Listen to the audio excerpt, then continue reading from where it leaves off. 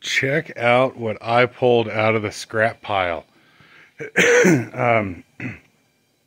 It's pretty crazy, but this crane was actually destined to go to scrap along with the truck that it was on, and I was not about to let that happen. And so here we are with this crane. And it freaking blows me away how wasteful and ridiculous society is today. To think that, you know, this thing could have potentially just been, you know, chewed up for scrap. It's fucking crazy to me. But I got it. I saved it. I'm very fucking happy for that.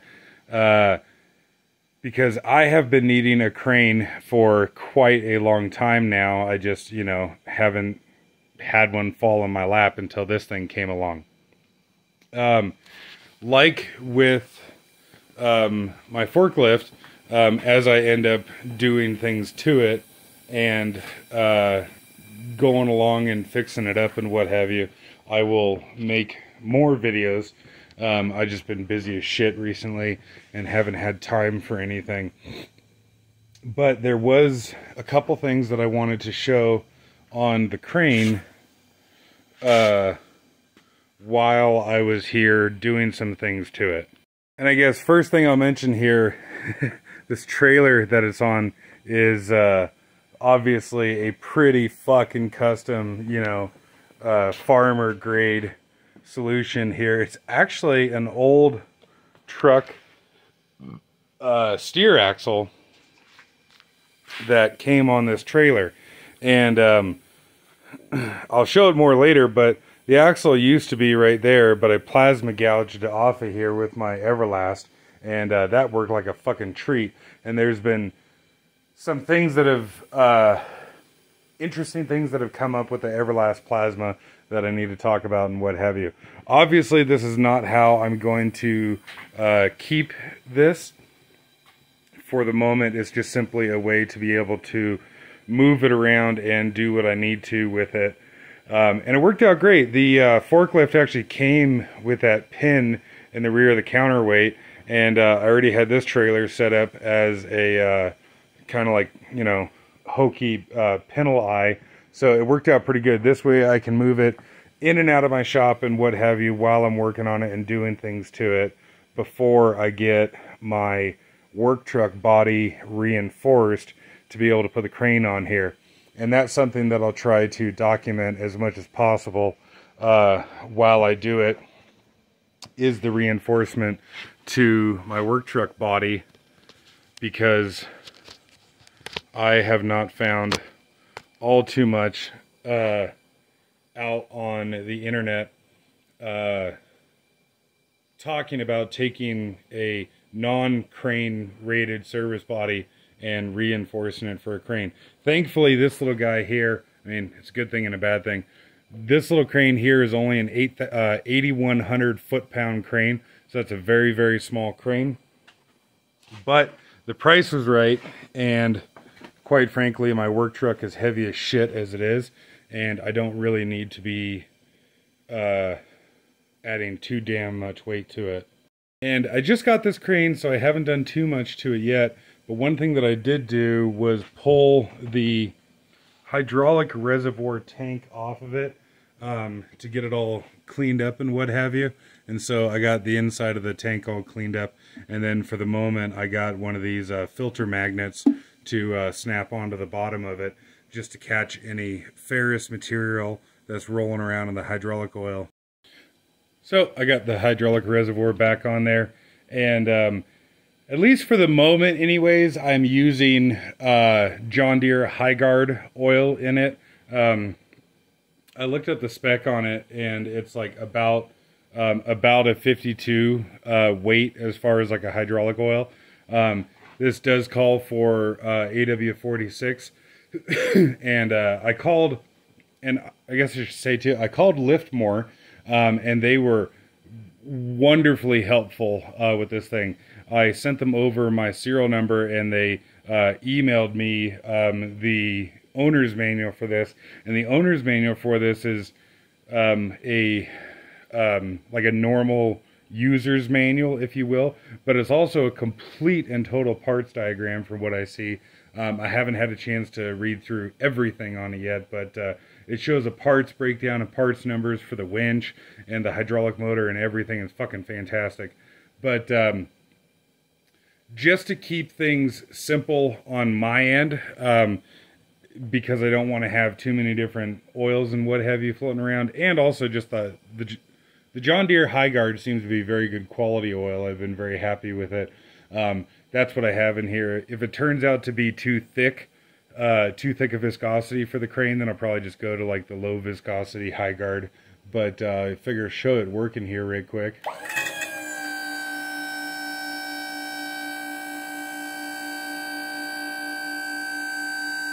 And I just filled it back up with the oil, so that's probably why you're hearing the little bit of cavitation from like air bubbles.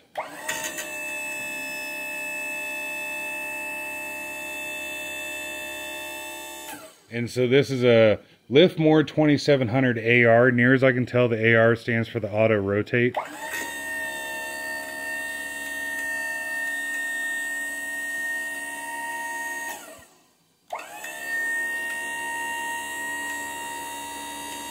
And it will do two functions at once. And it'll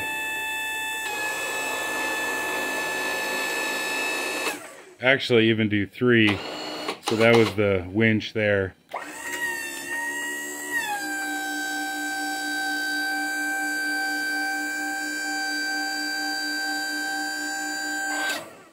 But yeah, with the High Guard in it, it sounds pretty good.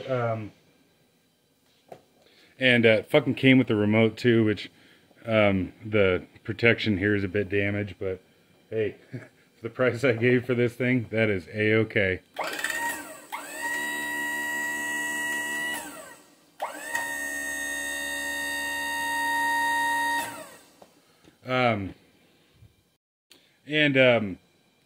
I was curious to put this out there and just get people's opinions and see what other people think.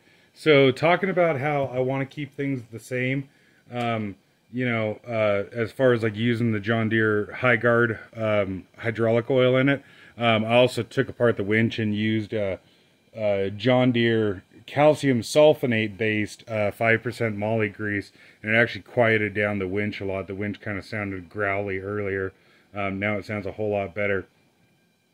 But yeah, in the theme of trying to keep things the same, just to make my life easy, I really want to add a hydraulic filter to this thing.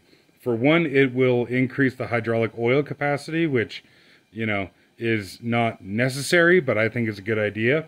But also, it's just crazy to me that this doesn't have a spin-on filter, because cleaner oil is always better. And it looks kind of goofy, but I don't care what it looks like. I've actually got the hydraulic filter off of, not the exact one off my backhoe, but the same part number and what have you that's on my backhoe, and I was kind of thinking of mounting it on the side here. Obviously, it's a fucking huge filter to put on a wee little crane like this, but I personally don't really see any negatives to having a large filter like that. If anything, it'll just, you know, having such a large filter will mean very low turbulence of the oil in the filter, and it'll act as like a settling point for any contamination that winds up in there. There's no need for that large of a filter, other than the fact that it would just be kind of nice to keep parts the same. But I'm curious if anybody has added a oil filter to a electric over hydraulic crane like this. Obviously, if you have a, well, not obviously, hopefully, if you have a PTO driven hydraulic crane, that there's a filter on there. But I've actually never seen a electric over hydraulic crane have a filter on it. And like I said, I just think it's a good idea, and curious to get people's opinions on it. And I didn't get a chance to film it, but I pulled apart the winch, or hoist, if you will, on this thing. Because like I said, the gear case sounded a little growly, and you know, God knows how old this crane is. I would guess this crane is probably from like the late 90s or something like that, and it looked like it had never been apart before. The rear brush housing here is unfortunately fairly corroded. But like I said, Liftmoore sent the parts diagram for it, so no worries. I can just, you know, order the parts that I need. So this winch here, if you know, kind of can't tell already, is actually a Warn winch. And this is a Warn DC 1600. And I guess never realized that Warn made like lifting winches like this. And the only major differences that I found with this guy here versus like a standard winch, like for one, you can tell it's got a very, very narrow drum, but a very tall drum on it. Currently this is 50 foot of a 1/4 inch synthetic winch rope on it. But the drum is very narrow, but a very deep drum on it. And relative to the size of the motor and shit, it's got a pretty small gearbox on it. But what did I do with it? Where did I put it? It doesn't have a free spool handle on it. And it looks like it doesn't have the clutching collar, or whatever you want to call, on the inside of here to be able to free spool. Which is kind of a bummer. I mean, you know, the free spool would be nice for very select applications, but at the same time, I understand why you wouldn't want free spool on a crane winch. And also the brake mechanism on the inside is more elaborate and a bit more complicated than a traditional brake. And it actually has a one-way bearing on the brake for the winch. And when I took it apart, all the cage for the actual sprag clutch of it just fell the fuck apart. And I tried putting it back together, and it did not work for shit. And I was very frustrated and pissed off trying to put this thing back together. And so I actually just took the bastard out for the moment. But the cool thing is that it has a part number on here. Near as I can tell, Warn themselves does not sell this bearing. Can I get this as large as possible on the screen here? Near as I can tell, Warn does not sell this separately. And I assume that the TORR stands for Torrington.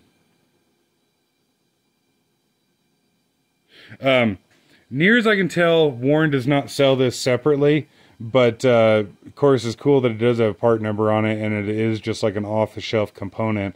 I actually ordered a couple of these from a local bearing supplier, and when those come in, I will when the new bearing comes in, I will take a video of pulling this thing apart, although I think I actually only have to pull the motor off the side of it to change bearing. But what I don't really understand is what the hell this is for. The brake seems to function fine in the little bit that I've been using it so far without this bearing. I tried reading around a little bit on the internet. I couldn't really find anyone explaining exactly and precisely why a lifting hoist would have this extra sprag clutch inside of it. Just while the crane was on this little shitty trailer here, I did pick up about 1,000 pounds with the crane, and the winch held the load just fine. So again, if anybody has any input or can point me in the direction of learning more about that, that would be really, really cool. Because I didn't know that that sprag clutch was in there, so I didn't pay attention when I pulled the clutch apart, the orientation and the direction which that sprag clutch was installed. And so I ordered several of those bearings in case I fuck one up or whatever. And I guess I'm just going to, you know, when those come in, put it together and see what happens. And if I blow up the bearing, then, you know, good thing I ordered more, and I'll, you know, try one way, and if it blows up, I'll try the other way, I guess. I don't really know what else to do with that. I haven't called Warren yet, though.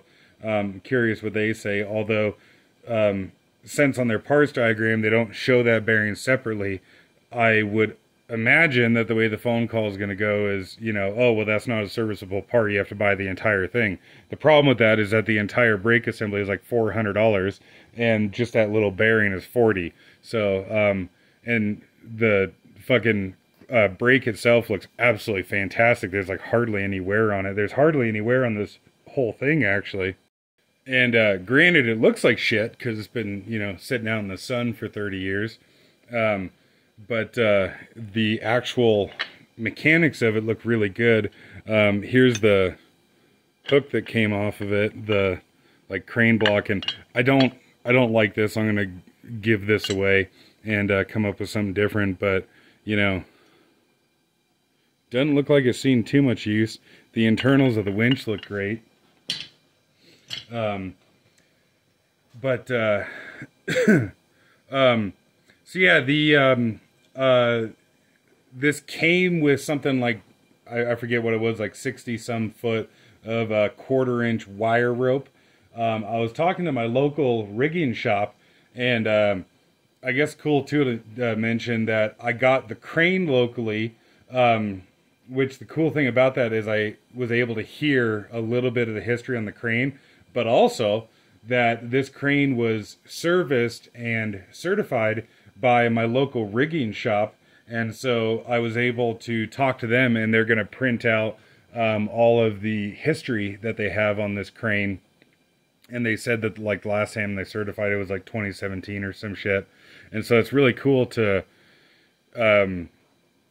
be able to have so much background information on this thing, you know, versus, you know, buying it from some random dude that doesn't know fuck all. But while I was down at the local rigging shop, I was also asking him about wire rope versus synthetic on a crane. The wire rope that this came with was in decent shape, but it had a couple light kinks in the cable, and you know, I'm just not that big a fan of wire rope anyways. But I was talking to him, and you know, he was saying that there's, you know, like nothing wrong with using synthetic winch rope on a crane outside of the normal trade-offs that you get with synthetic, as far as it being more delicate and more prone to damage. But so long as you know that, then, you know, really no worries. So this is 50 foot of 1/4 inch synthetic that I just had lying around.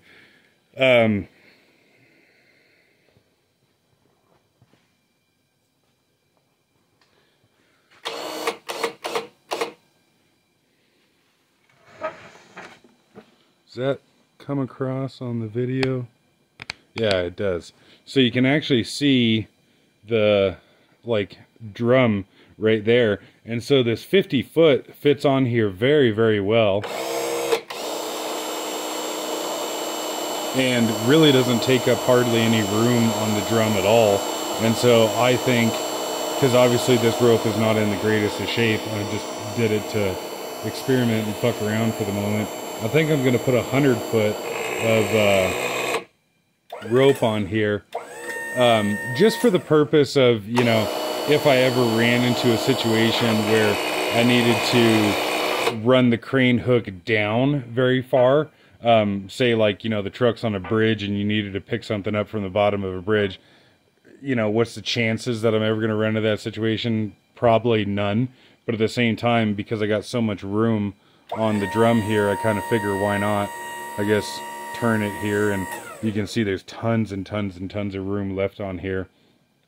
Of course, you don't want to bring it too far out because then it reduces the line pull, but I figured twice this amount of rope wouldn't be too bad, and that would be more than it originally came with. This crane currently, well, I'll show it. This currently does not have power extend, and it only has one stage of manual extension on the boom, although there is the space on the controller here to add the power extend switch. I had asked Liftmoore already if they offered like a bolt-on kit to put power extend on this thing, and unfortunately they don't.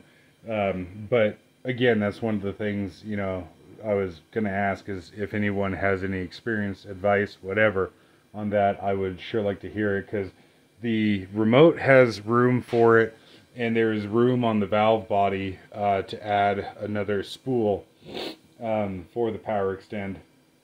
And so to me that just kind of is a no-brainer that I should put that on here, although that's probably going to be a bit of a ways down the road before I do that. What I do want to do though, because this boom is nothing more than square tube, is I'm actually going to cut the end off here and stack a couple more extensions in here. Liftmoore offered this crane with one more piece of square tube in here. I'd like to put another one in there yet. Of course you can just do the math on it, but like I was saying, it's an 8,100 foot-pound rated crane, and so at 20 foot of reach, that's like right at 250 pounds, which obviously that's not much, but that's enough to be able to pull a radiator assembly out of the new piece of shit Freightliners and what have you. So that would be really cool to have that amount of reach even on this small of a crane for big bulky items like pulling the radiator assembly out. But yeah, currently the furthest that this will, about here, the center line will reach out is about 10 foot.